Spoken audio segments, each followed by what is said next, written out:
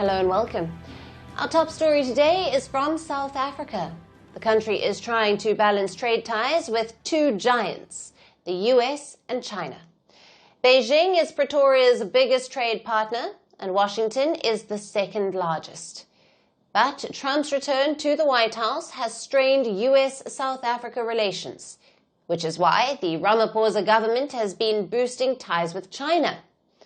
South African Trade Minister Parks Tau has signed a framework economic partnership agreement on a visit to China. He met with his Chinese counterpart, Wang Wentao. Under the agreement, some of the South African exports will secure duty-free access to Chinese markets. Now, the deal is also expected to boost Chinese investment in South Africa. On the occasion of the 9th Joint Economic Trade Commission, on behalf of the Government of South Africa, I am privileged to sign the Framework Agreement on Economic Partnership for Shared Prosperity. This agreement will enhance trade with the People's Republic of China while increasing exports and rebuilding our industrial capacity. Pretoria also said that the agreement would create more opportunities for South African businesses seeking to enter the Chinese market, especially in the mining and agriculture sectors. Last year, when Trump was slapping tariffs on countries left, right and center, Beijing extended a helping hand. China said that it would eliminate all tariffs applied to the 53 African nations with which it has diplomatic relations. Now, South Africa has been one of the countries worst hit by Trump's tariffs. It faces a 30% US tariff. Pretoria has been trying to renegotiate trade terms with Washington, but Trump's growing hostility has made things difficult. And a bone of contention has been the African Growth and Opportunity Act, or AGOA.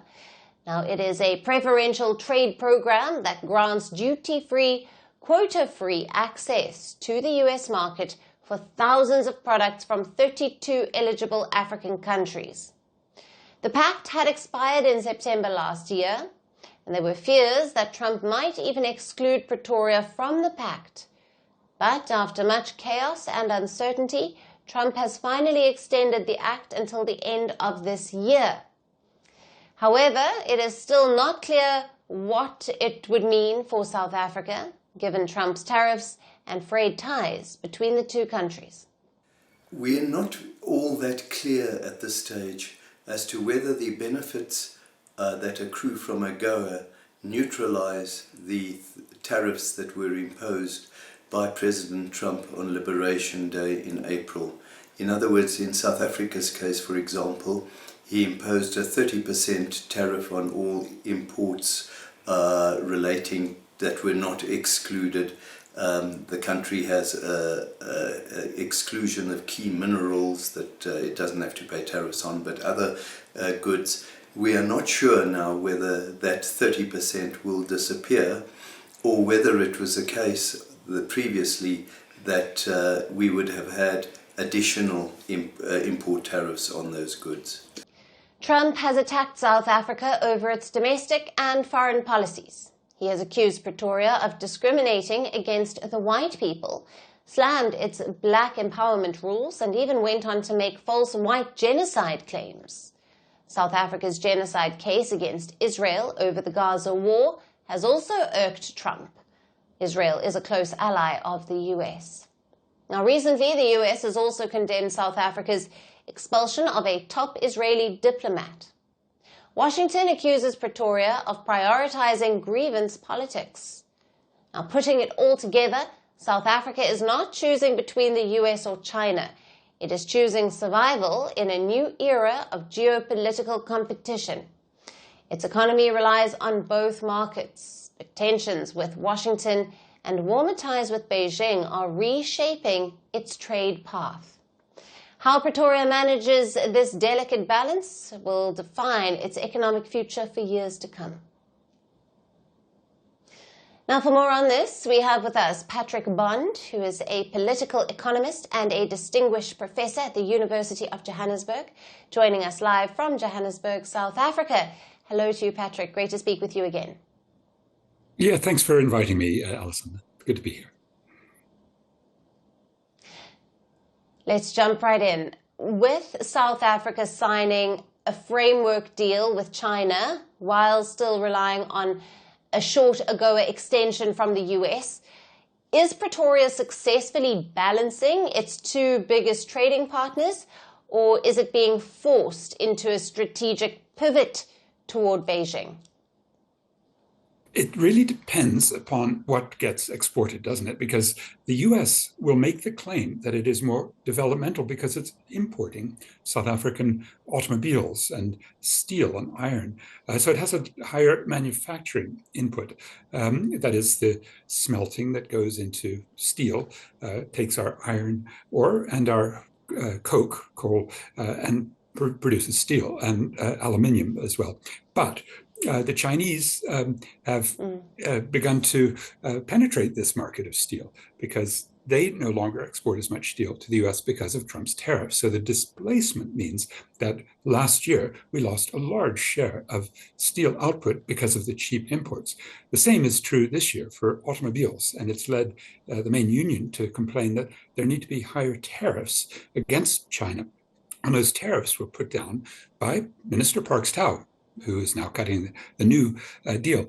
But he put on tariffs last year on Chinese steel and washing machines and nuts and bolts and tires. And we expect high tariffs on autos, maybe 50%. So this is a very complicated situation where something that Trump does reverberates through the system.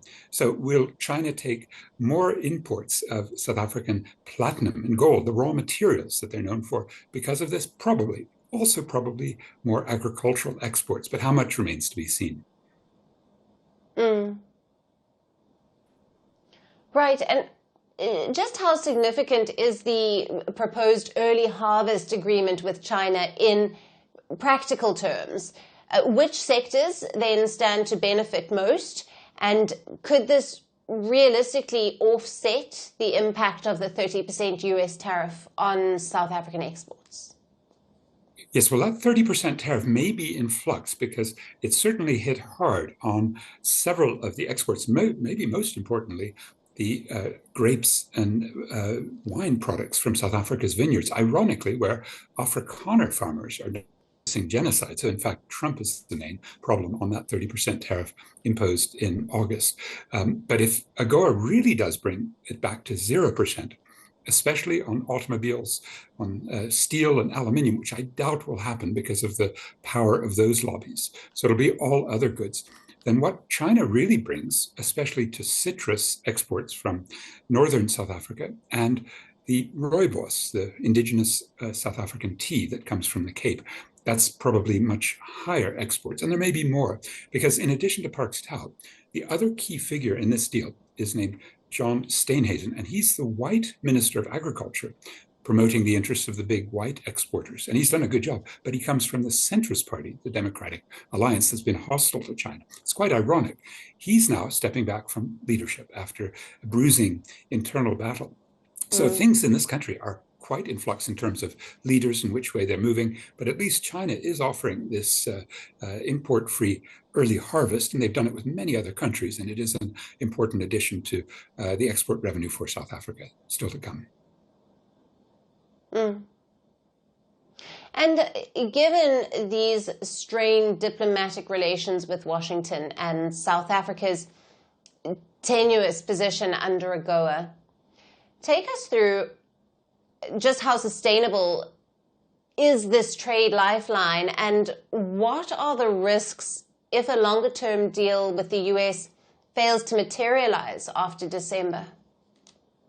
Well, because China is exporting like crazy into South Africa in ways that are deindustrializing, dramatic deindustrialization in heavy sectors like steel and automobiles, but also because China in the BRICS is allegedly going to have increasing relations, especially if we can get trade finance without a US dollar. That's the next big challenge for the BRICS. It could be important. Don't forget also that we have an African continental free trade agreement.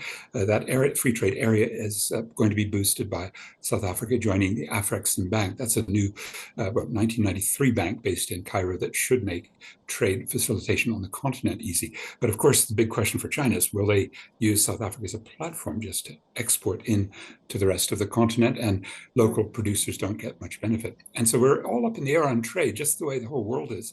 All we know is that when the Trump regime put on a massive import tariff, South African exports of cars fell 82% in the first half of 2025, and major shutdowns. And the ironic thing there is that the plants that are shutting will probably be bought by Chinese companies who will then do local production. So everything's in flux, and the question is whether South Africa has potential better equity relations with a country that now is deindustrializing big chunks of the economy because of this free trade, and whether Donald Trump's attitude may ultimately change and he won't have such a vitriolic hatred of the South African leadership. And these are still to be watched in 2026. Right. Patrick, thank you. Thank you. Power doesn't end quietly. Some deaths are not accidents. They are messages. A gunshot. A crowd. A country frozen. The killer disappears. The questions don't. This is not just about who died. It's about what followed. Governments fell. Armies moved. History rewrote itself. 5 leaders. 5 moments. One pattern. The assassination.